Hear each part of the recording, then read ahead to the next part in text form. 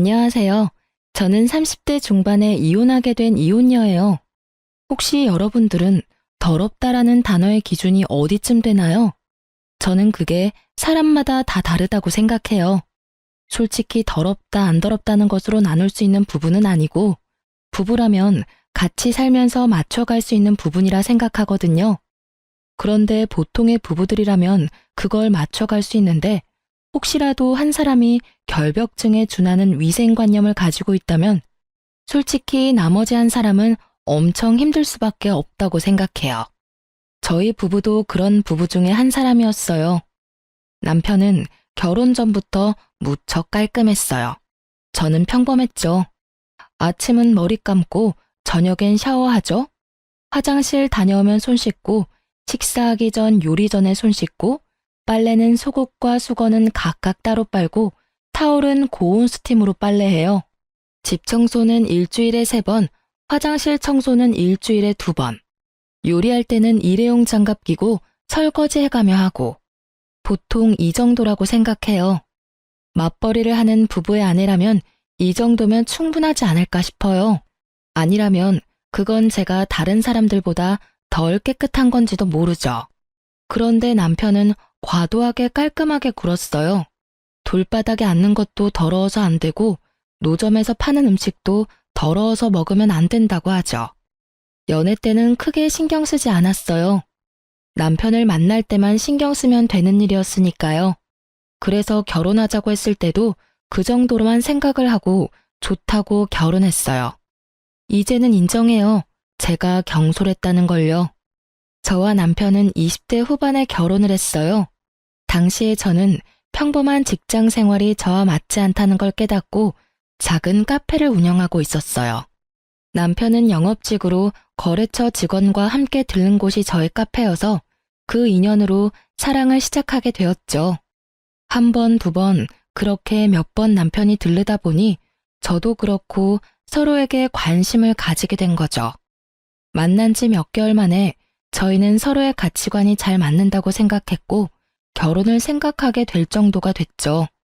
남편도 저도 그다지 다른 부분에서는 문제될 일들이 없다고 단정지어 생각했던 건지도 몰라요. 그런데 결혼하고 나서야 알게 된 거죠. 남편의 깔끔이 생각보다 더 심각하다는 걸요. 남편만큼은 아니지만 시모도 깔끔함의 수준이 남다르더라고요. 결혼 초기에는 그런 시댁의 가풍과 남편의 생각을 존중해서 열심히 맞춰주려고 노력했어요. 그렇게 잘 맞춰가고 있다고 생각하고 있었는데 그게 아니었다는 걸 알게 된 사건이 발생했어요. 결혼한 지 3년쯤 됐을 때요. 그때가 김장철이었기에 시댁에서 김장을 하고 있었죠. 남편은 김장이 다 될 무렵 김치와 수육을 먹으러 왔고요. 시모는 제게 시부가 먹을 막걸리를 1~2병 사오라며 저를 심부름 보냈어요. 그렇게 나가는 길에 아파트 입구에서 남편을 만났고 남편을 올려보낸 뒤 마트에 가던 저는 카드를 쓰고 지갑이 아닌 가방에 넣어뒀던 게 생각났어요. 그래서 가는 도중에 돌아와 시댁으로 향했어요. 돈 없이 막걸리를 사러 갈 수는 없으니까요. 시댁 현관은 김장으로 인해서 문이 살짝 열려 있었는데 큰 소리를 내기 좀 그러니 소리 죽여 들어가려고 했어요. 그런데 안쪽 방에서 남편 목소리가 나오더라고요. 아, 진짜 짜증나 죽겠어. 우리 와이프 얼마나 더러운지 모르지? 여기 와서는 그나마 관리하는 거야. 집에서는 살림을 진짜 얼마나 더럽게 하는지. 청소도 매일 안 하고 빨래도 쌓아놓고 해. 진짜 옆에 있으면 막 짜증이 날 때가 한둘이 아니야. 그래? 우리 집에서 하는 거 보면 그 정도는 아닌 것처럼 보이는데. 많이 못 참을 정도니? 미치겠어. 살림살이 만지기도 싫고 집에서는 밥도 먹기 싫을 정도야. 그냥 밖에서 사 먹는 게 더 마음이 편할 정도거든. 그 이야기를 듣는데 얼굴이 화끈거리며 화가 치밀어 올랐어요. 솔직히 저는 제가 더럽다는 생각을 해본 적이 없거든요. 우리 집에서는 이게 기본이었고 솔직히 남편 때문에 더 열심히 청소한다고 했는데 남편에게는 그게 아니었던 건가 봐요. 만약 남편이 그렇게 느꼈다면 저한테 이야기를 하면 되는데 이렇게 시댁에 와서 시모에게 이야기하는 게 너무 짜증이 났어요. 모른 척 하려니 저런 소리 또 하고 다닐 것 같고 지금 들어가서 지랄하면 김장하러 온 건데 분란만 일으킬 것 같더라고요. 그래서 일단 참았어요. 저는 일부러 큰 소리를 내며 지금 도착한 것처럼 굴었어요. 카드를 놔두고 갔네요. 돈도 없이 막걸리 사러 갈 뻔했어요. 그러면서 들어가 카드만 들고 나와서는 밖으로 가는 길 내내 남편을 어떻게 조질까 그 생각만 했어요. 솔직히 제가 잘못을 했다면 모르겠는데 이 부분은 잘못하고 말고의 상황이 아니잖아요. 서로의 기준이 다른 것뿐인데 제가 다른 사람에게 더러운 사람이 됐다는 게 참을 수 없을 만큼 수치스럽고 짜증났거든요. 게다가 제가 더럽다면 본인이 알아서 청소하고 빨래하고 요리하면 되잖아요. 그런데 자긴 손가락 하나 까딱하지도 않았으면서 왜 뒤에서 지적질만 하냔 말이죠. 그게 더 열받는 거예요.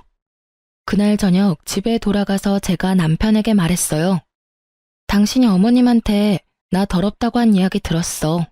솔직히 나는 내가 더럽다기보다 자기가 너무 깔끔한 것 같거든? 그러니까 방 따로 나눠 쓰자. 그리고 이제 앞으로 각자 알아서 살림해. 그래야 당신 눈에 거슬리지 않을 거 아냐. 당신은 당신 방만 신경 쓰고 나는 내 방만 신경 쓰고. 그럼 됐지? 남편이 당황한 표정으로 저를 보며 변명하더라고요. 그 말 들었어? 아니, 나는 그런 의도로 이야기한 건 아니고 조금 거슬린다는 생각으로 한 이야기인데. 그러니까 당신이 3년 동안 얼마나 힘들었을지 내가 잘 알겠어. 그러니까 따로 하자고. 그래야 당신 마음에 들고 나도 덜 피곤한 거 아냐. 저의 강경한 말에 남편은 어쩔 수 없이 고개를 끄덕였어요. 그럴 수밖에 없죠. 저는 한 점도 물러설 생각이 없었거든요. 이번에 이 상황을 풀지 못하면 앞으로도 계속 그런 불평불만을 듣고 살아야 할 테니까요. 그리고 손 하나 움직이지 않는 남편에게 제가 얼마나 힘들게 살림을 하고 있는지도 보여줄 생각이었죠. 그날부터 저는 모든 걸 혼자 했어요. 요리, 빨래, 청소 전부 제 것만 했어요. 절대로 남편 몫은 따로 하지 않았죠. 그렇게 일주일 정도 지나니 남편이 말하더라고요. 설마 방만 따로 쓰는 게 아니고 살림도 따로 해야 하는 거야? 당연하지. 솔직히 내가 여태까지 생각이 짧았어. 당신이 그렇게 생각한다고 한마디만 나한테 해줬어도 내가 미리 이렇게 살림을 나눴을 건데. 아, 그 음식 먹지 마. 내가 한 거야. 더러워서 어차피 먹지도 못할 거 뭐하러 억지로 먹으려고 해? 그러지 말고 사서 먹거나 밖에서 먹고 와. 시간 되면 당신이 만들어 먹던지. 저는 최대한 담담하게 이야기했어요. 이야기하면서도 화가 났지만 참았죠. 화를 내면 아무것도 바뀌지 않을 거라고 생각했거든요. 제 말에 남편은 잠시 음식을 바라보더니 지갑을 챙겨 밖으로 나가더군요. 그렇게 저와 남편의 각자 생활이 시작됐어요. 그러다 남편이 못 참겠는지 2주 정도 지나니 저한테 말하더군요. 여보, 당신이 화가 많이 난 건 알겠어. 그치만 빨래도 안 해주면 내가 일을 어떻게 해? 그 부분은 당신이 알아서 해줘야 하지 않을까? 해주고 싶긴 한데 내가 해줘도 당신이 그걸 더럽다고 생각하면 내가 하는 것보다는 당신이 하는 게 더 낫지 않을까? 그리고 굳이 왜 내가 해줘야 하는데? 당신도 집에 돌아오면 빨래 돌릴 시간 정도는 있잖아. 어차피 둘 다 바쁜데 알아서 하자. 나도 요즘엔 바쁘거든. 그치만 그게 마누라가 해야 할 일인데 그럼 밥이라도 좀 해줘. 사 먹으니까 너무 돈이 많이 들어. 밥은 더더욱 안 되지. 내가 해준 밥 맛있게 못 먹지? 그냥 당신이 해서 먹어. 당신 손으로 해 먹어야 확실하고 깨끗하게 느낄 거 아냐. 괜히 남이 해주는 밥에 이렇다 저렇다 말할 필요 없이 그냥 자기 식사는 자기가 알아서 해 먹자. 남편은 자기가 무슨 말을 하든 제가 더러우니까 안 된다는 말만 듣게 됐죠. 그리고 그날 저녁 남편은 반찬을 바리바리 싸들고 집에 돌아왔어요. 시모가 만든 반찬이었죠. 남편은 제가 해주지 않을 걸 알고 시모 반찬을 가져왔어요. 식사만이라도 제대로 하고 싶었나 보더라고요. 그렇게 한 달쯤 지났을까요? 솔직히 제가 점점 그 상황이 더 편해지고 있을 무렵에 결국은 터질 게 터져버렸어요. 시모에게 전화가 왔거든요. 네, 어머님, 무슨 일로 전화하셨어요? 너, 네 남편 밥은 좀 해주면 안 되겠니? 어떻게 애가 매번 우리 집에 와서 반찬을 얻어가? 걔 반찬 신경 쓰는 것도 하루 이틀 일도 아니고. 어머님, 죄송한데 남편이 제가 살림을 더럽게 한다고 저번에 어머님께 말씀드렸잖아요. 그 뒤로 아무래도 제가 잘못하고 있는 것 같아서 살림을 따로 살고 있어요. 저야 밥 해주고 싶지만 상대방이 더럽다는데 어떻게 계속 해주겠어요? 그것도 못할 짓이죠. 제가 그 말을 꺼낼 줄 몰랐던 시모가 살짝 당황하더라고요. 그 말을 들었니?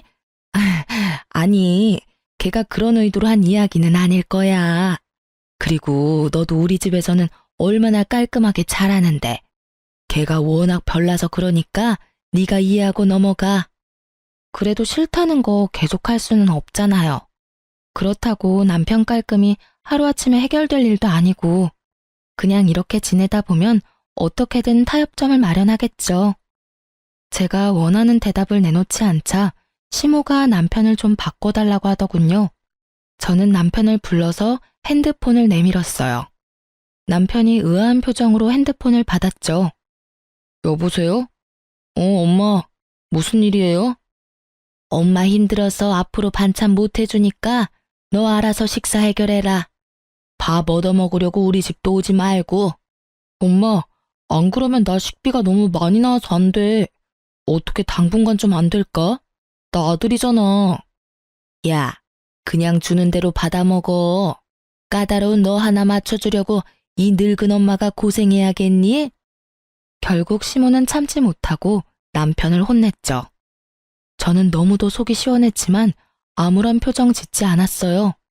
전화를 마친 남편 표정이 무척 짜증이 나 있더군요. 저는 모른 채 했어요. 어머님이 뭐라 하셔? 여보, 내가 미안해. 앞으로 절대로 그런 말 안 할 테니까 식사만이라도 같이 하게 해줄 수 있을까? 나 진짜 이번 달 적자야. 이제야 나한테 미안하다는 생각이 들어? 아무리 깔끔해지려고 해도 시간 없으니까 안 되지? 내가 여태껏 얼마나 애썼는지 이제야 감이 와? 솔직히 카페 하면서 당신 결벽증에 맞추려고 정말 열심히 노력했거든? 근데 당신 그 말 한마디에 내가 한 모든 것들이 아무것도 아닌 일이 됐었거든. 자기 몸 하나 깨끗하게 유지하는 것도 혼자 못하는데 그걸 나한테 다 떠넘기고 나한테 더럽네 만회하는 건 잘못됐다고 생각하고 있지? 그래, 미안하다고 했잖아. 솔직히 이렇게 시간이 없을 줄은 몰랐어. 그 시간 쪼개서 일하고 살림하는 게 이렇게 힘든 줄도 몰랐고. 진짜 미안해, 여보. 앞으로는 자기 하는 일에 절대로 토달지 않을게. 그리고 나도 많이 도와줄게. 반성했으면 됐어. 앞으로는 서로 본인이 할 수 있는 걸 남한테 미루지 말고 자기가 원하는 걸 요구하지 말고 스스로 할 수 있도록 약속하자. 우리가 앞으로 같이 살 날이 더 많이 남았는데 벌써부터 이런 일로 문제 생기면 안 되잖아. 그리고 나한테 말하고 싶은 건 나한테 직접 말하도록 해. 다른 사람한테 말해서 일 크게 만들지 말고. 알았지? 남편은 제 말에 격하게 고개를 끄덕였어요. 본인도 힘들었을 테죠. 이렇게 저희는 극적으로 타협점을 찾게 됐고 더 이상 서로를 탓하지 않기로 했어요. 다만 남편이 제게 한 더럽다는 말은 여전히 가슴속에 콕 박힌 가시처럼 불현듯 저를 콕콕 찔러댔어요. 그렇게 한 번의 태풍이 지나가고 잠잠해졌다고 생각할 때쯤 이보다 더 큰일이 일어났어요. 그래요. 이번에는 참을 수 없는 일이었죠. 평소에 저는 대중교통을 이용해요. 어린 시절에 교통사고를 당한 적이 있어서 차를 사용하는 게 영 꺼림칙한데 그날은 피치 못할 사정으로 차를 써야 해서 남편 차를 잠깐 빌렸거든요. 게다가 그때는 남편이 자주 주말 출장이 있던 터라 어렵게 빌린 거였어요. 그렇게 남편의 차를 타고 가방을 조수석에다 놨는데 어떤 차가 급하게 끼어드는 바람에 급정거를 했고 제 가방이 굴러떨어져서 결국은 안에 내용물이 완전히 다 쏟아져 내렸어요. 결국 저는 한숨을 쉬며 차를 휴게소에 주차하고 조수석 바닥을 정리했죠. 그러다가 우연히 발견했어요. 여성용 바디로션을요. 제가 사용하는 브랜드는 아니었고 남자 차에서 흔히 발견될 물건은 아니잖아요. 그냥 립밤이나 핸드크림 같은 거였으면 직장 동료나 고객을 태웠다고 생각할 수도 있었을 테지만 바디로션이에요. 1박을 할 거라는 생각이 없으면 보통 챙기지 않는 물건이죠. 저는 순간 머리에 찬물을 뒤집어 쓴 것 같은 기분이 들었어요. 그렇지만 이걸 들고 남편을 추궁할 수도 없었죠. 확실하지 않잖아요. 그래서 일단 증거를 잡을 때까지 모른 척 하기로 했어요. 그런데 차를 몰고 집에 오는 내내 온갖 생각이 다 들더라고요. 설마 아니겠지. 그럴 리 없을 거야. 그런데 이게 왜 여기 있나? 최근에 주말 출장이 너무 잦았어. 이런 생각들요. 집에 와서도 남편 얼굴을 제대로 못 보겠더라고요. 보고 나면 화가 울컥 날 것 같았거든요. 그러다 남편이 하루는 술에 절어 들어온 날이 있었어요. 남편을 옮기다가 떨어진 핸드폰을 들고는 벌벌 떨며 확인을 했어요. 설마 있을까 싶었는데 설마가 사람 잡더군요. 카드사 어플에 떡하니 오늘 모텔에 갔던 내역이 있었고 지우지 못한 카톡 내용도 그대로 있더군요. 오빠 잘 들어가, 사랑해, 벌써 보고 싶다. 이런 내용이 오늘 하루 사이에 다 있었어요. 저는 모두 캡처하고 제 핸드폰으로 동영상을 찍어서 증거도 남겼어요. 그리고 저는 남편의 SNS를 통해서 그녀의 SNS 주소도 알아냈어요. 그날 저녁 그 상간녀의 SNS를 보는데 정말 미쳐버리겠더라고요. 그 여자가 여행 갔다고 한 날짜들은 모두 빠짐없이 남편의 주말 출장 날과 겹쳐 있었어요. 게다가 남편임을 짐작 가능한 사진들을 보니 잠도 오지 않더라고요. 주말인 다음 날은 카페에는 중요한 날이었고 어쩔 수 없이 뜬 눈으로 밤을 지새운 저는 이른 아침 카페로 향했어요. 아침에 침대에서 제 속도 모르고 쿨쿨 자는 남편을 보니 한 대 때려주고 싶었지만 참고 일하러 갔어요. 그런데 오후에 남편이 술에 깨서 제 카페로 찾아왔더라고요. 당시에 저는 외국인 단골과 같이 있었는데 그가 제게 인사차 포옹을 해줬어요. 그리고는 제 어깨를 톡톡 치며 웃어 보이고는 카페에서 나갔죠. 그런데 남편이 완전 똥 씹은 표정으로 저한테 오더라고요. 저 사람 누군데 당신을 껴안아? 그것도 카페에서. 여기를 술집이라고 착각하는 거 아니야? 여기는 엄연히 한국이라고, 한국.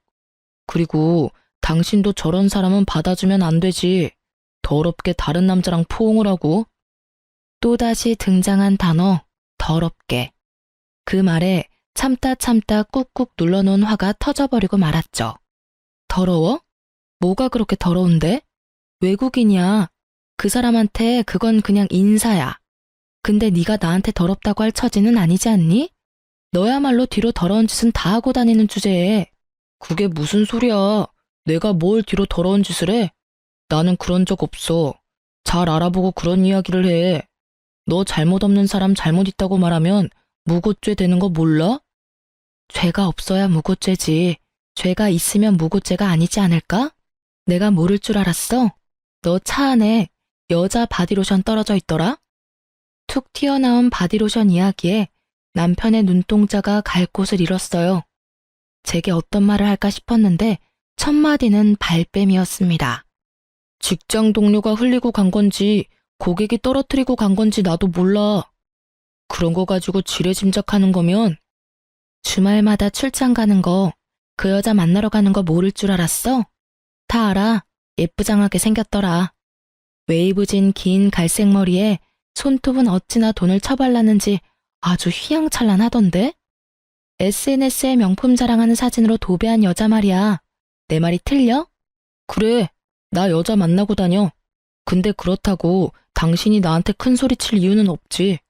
당신이야말로 이런 식으로 카페 하면서 여러 사람 만나고 아까도 외국인이랑 끌어안지 않았어?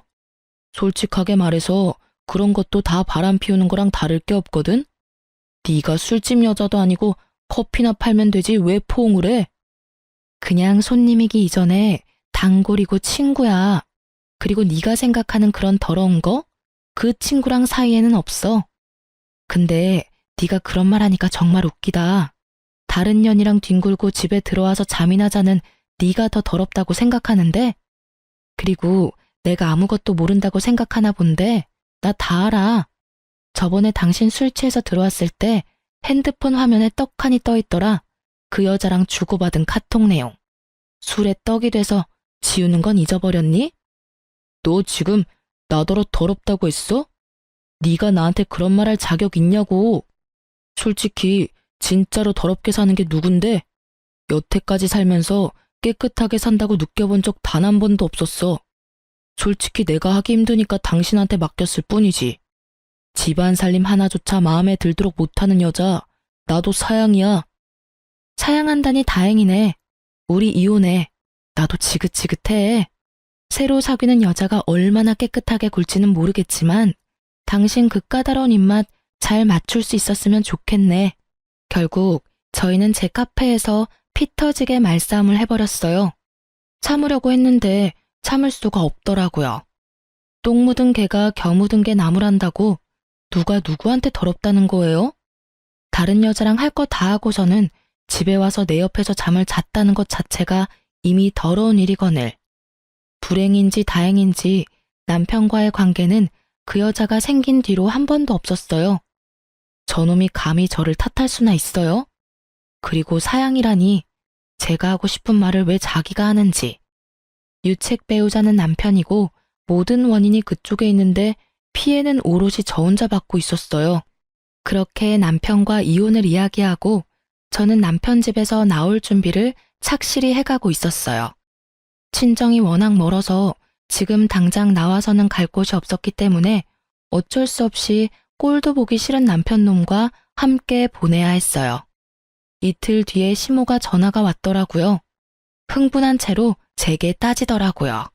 예, 너희 이혼하게 됐다며? 도대체 무슨 일이야? 서로 잘 맞춰 사는 것 같더니 왜 갑자기 이런 일이 생겨? 그 사람이 이유는 말 안 해주던가요? 뭐 다 네 탓이라고만 하더라고. 카페에서 외간 남자 만나고 다니고 자기한테는 신경도 안 써준다고 그러던데. 그런 거면 얘 당분간 일 그만두고 관계를 회복할 생각을 해야지. 이 나쁜 놈은 시모에게도 이혼 사유를 정확하게 말하지 않았더라고요. 어머님, 저희 헤어지는 이유는 그 사람이 다른 여자가 생겨서예요. 저한테는 남자 같은 거 없어요. 단골 외국인이 저한테 인사하려는 거 보고 전화리인 거고요. 근데 남편은 이미 다른 여자랑 몰래 만나고 있는 거 저한테 다 들켰거든요. 그 이야기를 듣던 시모는 잠시 말을 못 잇더니 딱 한마디 하고 전화를 끊더라고요. 아이고, 내가 나설 일이 아니네. 알아서 너희들끼리 잘 알아서 해결해라. 남편이 그렇게 민감하게 굴 때마다 뒷수습했던 건 시모였던지라 이번에는 뒤치다꺼리하고 싶지 않았나 보더라고요. 발을 슬그머니 빼더니 전화를 탁 끊어버리셨죠. 그렇게 시모와 전화통화를 끝내고 평소보다 늦은 퇴근을 해서 집에 돌아왔어요. 그런데 현관에 아주 굽이 높은 하일이 놓여 있더군요. 중문을 열고 들어갔더니 거실에 남편과 그 여자가 앉아 있더라고요. 그 두 사람을 보는데 가라앉았던 화가 터지는 것 같았어요. 우리가 이혼 소송 중인 건 맞지만 적어도 지가 인간 새끼라면 소송 중에 상간녀를 집안까지 데려오는 건 피해야 하는 거 아닌가요? 그런데 아주 당당하게 둘이 어깨동무하고 소파에 딱 붙어 앉아 영화를 한 편 보고 있더라고요. 어머, 오셨네? 어쩌죠? 오늘은 저도 여기서 놀다 갈 건데. 어차피 이 집 우리 그이 집인데 당신이 좀 나가주면 안 될까요? 어차피 불청객이잖아요. 이혼도 곧 할 마당에. 안방마님 역할에 심취해서는 저한테 비꼬는 말을 하는 상간녀를 보고 있자니 제 안에 잠자고 있던 투쟁 본능이 깨어나는 걸 느낄 수 있었어요. 아직 이혼은 소송 중에 있고 법적으로 아직은 부부예요. 서로 신뢰며 애정이 깨졌다고는 해도 법적 부부 사이니 한 집에 살아야 하죠. 그리고 그 어디에도 소송 중에 상간녀를 집에 데려올 수 있다는 법 같은 건 없어요. 그이 집? 재산 분할이 되기 전까지는 여기는 제 집이기도 해요. 객이면 객답게 찌그러져 있으세요. 시답지 않게 마니맹세 그만하시고요. 말씀이 좀 과하시네요. 하긴 남편 빼앗긴 유부녀가 얼마나 히스테릭한지 안 봐도 뻔하죠. 다른 여자한테 남편 뺏긴다는 경험이 그렇게 흔한 경험은 아니잖아요? 저는 잘 모르겠는데요. 마누라 있는 남자 꼬셔서 남의 가정 파탄내는 상간녀가 무슨 생각을 하는지. 제가 당한 일이 그리 흔한 경험은 아닌데 그쪽은 남자 뺏긴 여자 심정을 잘 아는 걸 보니 많이 뺏어보셨나 봐요? 제 버릇 개 못 준다고 남의 것 뺏는 여자는 평생 남의 것 뺏고 살잖아요. 이번이 처음이라고 말할 수는 없겠죠. 아니, 이 아줌마가 보자 하니까 처음이고 아니고 당신이 뭔 상관이에요? 그리고 남자 뺏긴 쪽이 나쁜 거지. 그러게 관리를 잘하지 그랬어요? 아무리 남자 뺏긴 게 분해도 그렇지 어떻게 다른 사람한테 그런 모욕적인 말을 할 수 있어요? 남자 뺏겨서 분하다뇨? 앞으로는 깔끔 떠는 척 오만상하더니 뒤로는 와이프 몰래 여자 만나서 할 거 다 하고 다니는 더러운 새끼는 제 쪽에서 사양이에요. 둘이 짝짝꿍이 잘 맞는 것 같으니 잘 사세요. 내 눈에 안 띄이는 곳에서 상간소송 위자료나 갚으면서요. 결국 저와 말다툼이 끝나지 않자 남편놈은 그 상간녀를 데리고 밖으로 나가버리더군요. 남편이 나가고 나서야 꼿꼿하게 서 있던 제 몸은 무너졌어요. 저 나쁜 놈이 벌써 집에 상간녀를 당당하게 들일지 상상조차 못하고 있었거든요. 그 뻔뻔함과 똥배짱에 저는 여러모로 타격이 컸어요. 그래서 그날 저녁 부랴부랴 짐부터 챙겼어요. 그러고는 제 카페로 갔어요. 카페에는 다행히 휴식을 취할 수 있는 작은 쪽방이 있었거든요. 그곳에서 잠을 자며 저는 상간녀의 SNS를 살폈어요. 그런데 몇 장의 사진에서 이상한 걸 발견했어요.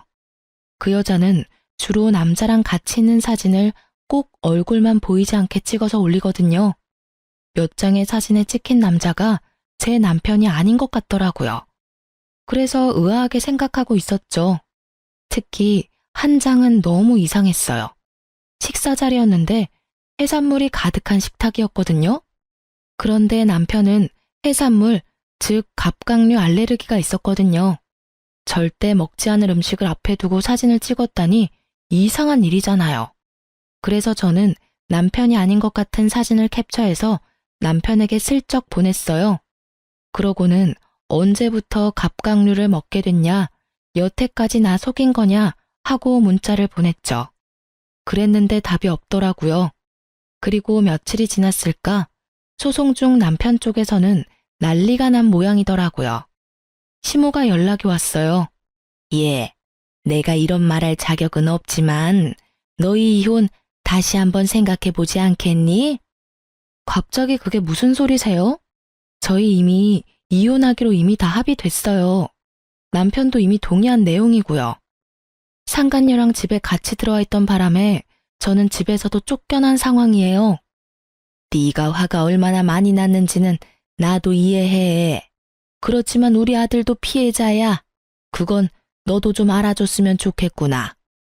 시모가 도대체 뭔 소리 하나 싶었는데 이야기를 들어보니 참 남편놈 팔자도 험하다 싶더라고요.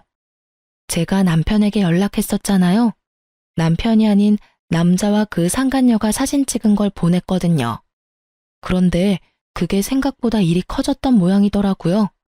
남편이 그 상간녀에게 그 남자 누구냐고 추궁하고 그러던 차에 그 사진 속 남자가 남편에게 만나자고 연락이 왔다고 하더라고요. 남편이 나갔는데 자기가 그 상간녀 애인이라고 유부남 주제에 왜 그 여자랑 같이 살고 있냐며 서로 주먹 다짐까지 했던 모양이더라고요. 뭐 뿌린 대로 거뒀다고나 할까요? 그 여자는 유부남 만나면서 따로 남자친구도 착실하게 만나고 있던 모양이었어요. 그런데 거기서 끝난 게 아니었어요. 남편놈이 그 남자랑 만나서 싸우고 집에 와서 그 상간녀에게 남자 관계가 문란한 것에 대해 따졌더니 상간녀가 너도 어차피 바람 피워서 나 만난 거 아니냐며 남의 인생에 신경 쓰지 말라고 했다더라고요. 시모 말로는 남편 놈이 자기도 그 많은 남자 중에 한 사람뿐이라는 걸 알고서는 배신감에 여자를 쫓아내 버렸다고 하더라고요. 여자는 상간녀 위자료 소송비가 나올 테니 남편에게 딱 붙어서 위자료를 뜯을 생각이었던 것 같았어요. 그런데 문어발식 자유연애 하다가 결국엔 남편에게까지 버림을 받았으니 생각보다 너무 어이없는 결말이긴 했어요. 물론 많은 남자들에게서 또 많은 걸 뜯어내며 억울하게도 그 여자는 또 잘 살아가겠죠. 그렇다고 해서 그런 남편의 상황이 저에게 위로가 되진 않죠. 가정을 버리고 뒤에서 몰래 외도를 저질렀잖아요. 비록 그 여자는 남자친구가 따로 있었지만 법적으로 유부남이었으니 본인이 저지른 짓에 대해 책임을 져야 맞는 건데 뜬금없이 왜 시모가 저한테 재결합을 운운하는지 이해가 되질 않더라고요. 어머님, 그 사람이 지금 그렇게 힘든 일을 겪었다고 해서 그 사람이 저한테 한 말들과 행동까지 없던 일이 되는 건 아니잖아요.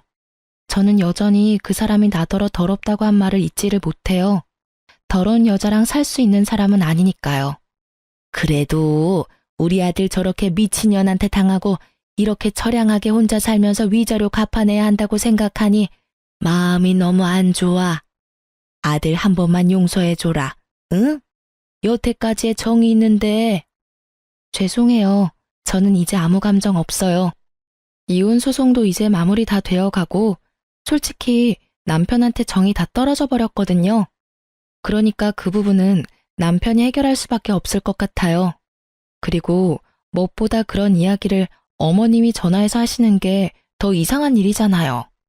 본인이 힘들면 연락은 오겠죠. 받아들일 생각은 없지만. 결국 시모는 자기가 원하던 것은 얻지 못하고 전화를 끊을 수밖에 없었죠. 그런데 시모의 이야기를 들으며 어찌나 속이 시원한지. 5년 넘게 이어온 결혼 생활의 마침표를 찍는 건 생각보다 간단한 일이더라고요. 저희 사이에는 애도 없었으니 친권이나 양육권 생각할 것도 없었고 재산 분할이나 이런 것도 크게 제 생각과 다르지 않을 정도로는 받았어요. 그렇게 정식으로 이혼이 돼서 남남이 된 그 이튿날 전 남편에게 연락이 왔어요. 연락을 받지 않으려고 했는데 전 남편이 문자며 카톡을 엄청나게 남겼더라고요. 오후 3시쯤 저희 가게로 오겠다고요. 무슨 할 말이 있는 건지는 모르겠지만 오후 3시에는 보는 눈이 많을 것 같아서 카페 닫는 시간에 맞춰서 불렀어요. 이혼 소송하며 거의 4개월을 따로 살아서 그런지 오랜만에 보는 전 남편의 얼굴은 뭔가 짠하면서도 보는 순간 짜증이 나더라고요. 다 해결이 됐는데도 짜증이 나는 걸 보니 제가 이 사람에게 받은 상처가 꽤 크구나 싶었죠. 무슨 일로 부른 거야? 저기요. 누가 자기야? 우리 이혼했어. 호칭 정리 제대로 해줄래? 너무 그렇게 매정하게 말하지 마. 나 당신한테 할 이야기 있어.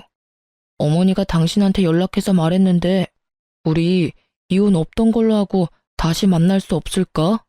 나 정말로 후회하고 있고 반성하고 있어. 나는 당신이 아니면 안 될 것 같아. 뜬금없는 소리에 저는 헛웃음만 나왔어요. 이혼 서류의 잉크가 마르기도 전에 이혼을 번복하자는 유책 배우자를 보고 있으려니 이건 몰래카메라가 아닌가 하는 생각까지 들었죠. 왜? 나한테 재산 나눠주기 싫어? 법원에서 이미 다 확인해서 나온 건데도 싫니? 아니면 위자료 주기 싫어? 그것도 아니면 상간녀 위자료까지 네가 내야 해서 돈이 2배라 더 싫은 거야? 아니야, 그런 거 절대 아니야. 나 진짜로 반성하고 있고 그 여자는 이미 헤어졌어. 집에서 내쫓았다니까. 진짜로 제대로 반성하고 있다고. 물론 이혼하기 전에 헤어졌다면 이렇게 힘들지는 않았겠지만. 저는 시모에게 사정을 대충 들어서 상간녀의 양다리 때문에 헤어졌다고 생각하고 있었어요. 그래서 한껏 비꼬아주기로 했어요. 상간녀랑 왜 헤어져? 상간녀랑 그렇게 사랑해서 나랑 이혼하고 그 여자 만나려고 한 거 아니었니? 그때 바람 피운 거 알았을 때 당신 나한테 미안하다 한마디도 안 했어. 발뺌하다가 확실해지니까 어쩌라고 하는 식으로 나왔지. 나랑 헤어지고 그 여자랑 만나면 된다는 식으로 말이야. 근데 애지중지하던 여자를 왜 내쫓아? 그냥 살아. 이제 눈치 볼 일도 없잖아. 나도 몰랐지. 그 여자가 그런 여자인지. 같이 살았던 몇 주간 정말 지옥같이 보냈어. 위생관념도 너무 없고 엄청 더럽더라고.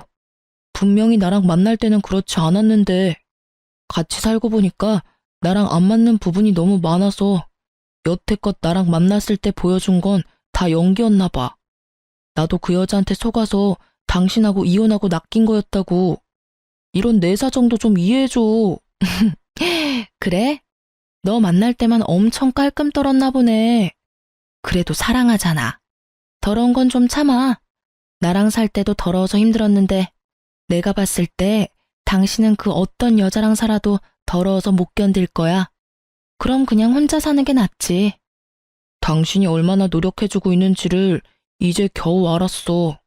그 여자는 노력할 생각도 없더라고. 사실 당신한테 그 사진 전송받고 그 여자한테 남자들에 대해서 추궁하니까 결혼하면 다 정리하겠다고 했거든. 근데 내가 한마디 하면 내 앞에서 다른 남자한테 연락하고 집 나가서는 하루 내내 연락도 안 되고. 내가 잠깐 뭐에 씌었나 봐. 그런 게 아니고서야 그런 여자한테 왜...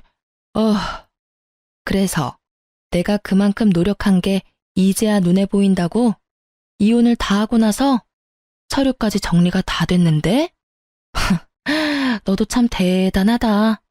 나 같으면 부끄러워서 찾아오지도 못했을 거야.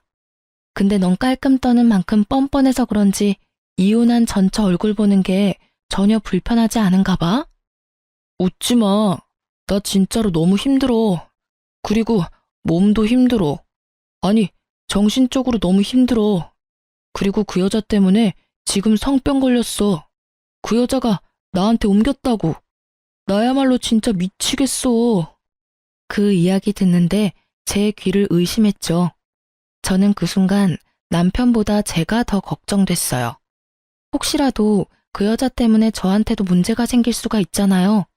다행히 서로 사이가 나빴을 때라 저한테까지 그 병이 옮지는 않았더라고요. 야, 넌 어떻게 그런 여자를 만나? 그 여자 남자도 많았다면서. 그러면 알아서 걸렀어야지. 넌 지금 네 몸은 물론이고 나한테까지 병균 옮길 뻔했어. 알아? 그러니까 하는 말이잖아. 나 정말로 너무 힘들어. 왜 내가 이런 병 때문에 병원을 다녀야 해? 병원 갈 때마다 쪽팔리고 완전 더러운 새끼 된 것 같아서 기분 더러워. 그렇게 더러운 걸 싫어하는 전 남편은 자신이 가장 혐오하는 병에 걸렸고 그걸 견디기 힘들어 하더라고요. 아니 누가 그런 짓을 하래요? 네가 스스로 네 몸을 힘들게 한 걸 왜 나한테 와서 하소연이야? 그리고 너 병 걸려놓고는 나한테 와서 재결합 운운하는 건 더 미친 짓이라는 생각 안 들어? 미안하다고. 그러니까 사람 한 번만 좀 살려줘. 나 이러다가 진짜 스트레스 때문에 죽어버릴지도 몰라. 지금도 스트레스로 탈모도 오고 있고 식사도 제대로 못하고 있다고. 당신이 옆에 있으면 나 진짜로 편해질 것 같아. 응? 제발 사람 하나 살려주는 셈 치고. 남편은 제 소매를 꽉 잡고 놓아주지 않았어요. 저는 그런 남편을 보며 혀를 찼어요. 그리고는 단호하게 남편 손을 쳐내버렸어요. 야, 이 더러운 새끼야. 바람 피우기 전에 그런 걱정을 먼저 하지 그랬어. 어디서 감히 나한테 다시 만나자는 미친 소리를 짓거려? 한 번만 말할 거니까 잘 들어. 나는 너처럼 아랫돌이 잘못 눌려서 병이나 걸리는 더러운 남자랑 살기 싫으니까 2번 다시 찾아오지 마. 혹시라도 병 나았다고 또 찾아오지도 말고. 난 당신 병이 싫은 게 아니고 당신이 한 행동이 싫은 거거든. 그렇게 매몰차게 이야기하고 저는 남편에게서 떠나왔어요.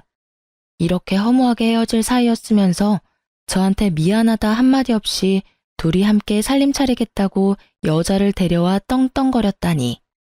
게다가 그렇게 깔끔 떨며 사람을 힘들게 만들었으면서 본인은 불륜 한 번에 자기가 제일 혐오하는 성병까지 옮아서 끙끙거리고 힘들어하고 있으니까요. 자기 인생 제 손으로 지옥으로 만든 사람하고 영 끊고 사는 게 속 편해요.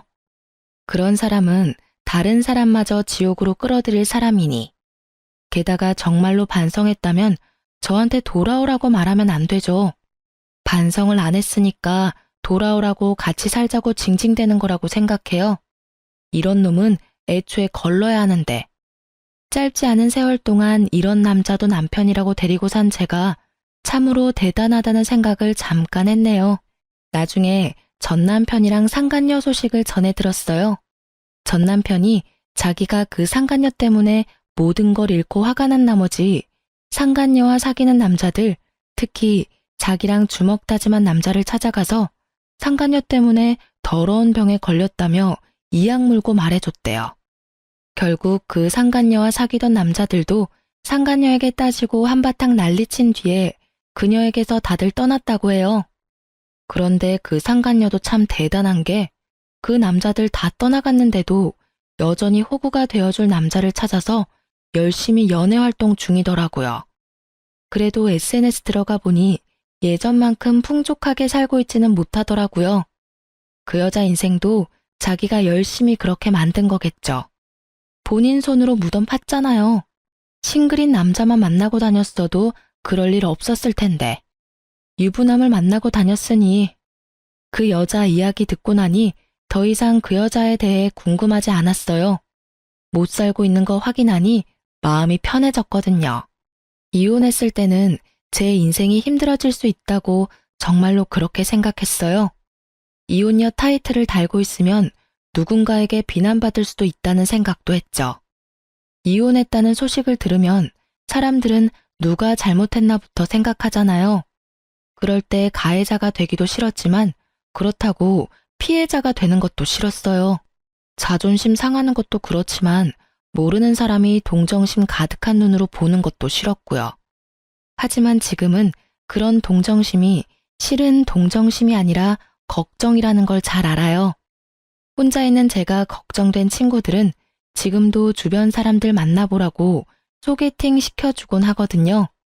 이 나이에 결혼 한 번 실패를 한 제가 그런 거 하지 않겠다고 할 때마다 친구들은 너 아직 인생의 반밖에 살지 않았다고 너도 행복해질 자격이 있다고 말해줬어요. 행복해질 자격. 누구나 가지고 있지만 저한테는 이제 없는 거라고 생각했거든요. 누가 나를 사랑해 주겠냐는 식으로 비관적인 생각만 했는데 주변에서 그렇게 말해주니 정말 고맙더라고요. 그리고 그런 친구들의 걱정과 도움으로 저는 새로운 연애를 시작하게 됐어요. 처음이 아니라서 더 조심스럽고 더 신중해지는 건 어쩔 수 없는 것 같아요. 상대방도 이혼남이라 더 그런 것 같고요. 첫 연애 때는 많은 걸 숨기고 잘 보이고 싶은 마음에 좋은 면만 보여줬는데 이번에는 그러지 않아요. 있는 그대로를 보여주고 상대방과 내가 서로의 본 모습을 어느 정도까지 받아들일 수 있는지를 보게 됐어요. 여전히 무섭지만 새로운 도전을 두려워하지는 않기로 했어요.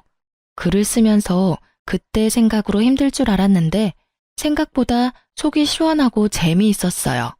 그 사람이 만약 그 상간녀랑 잘 살고 있었다면 또는 제가 이렇게 소소하게 행복한 시간을 갖지 않았다면 아마 그렇게 생각하지 않았을 테죠.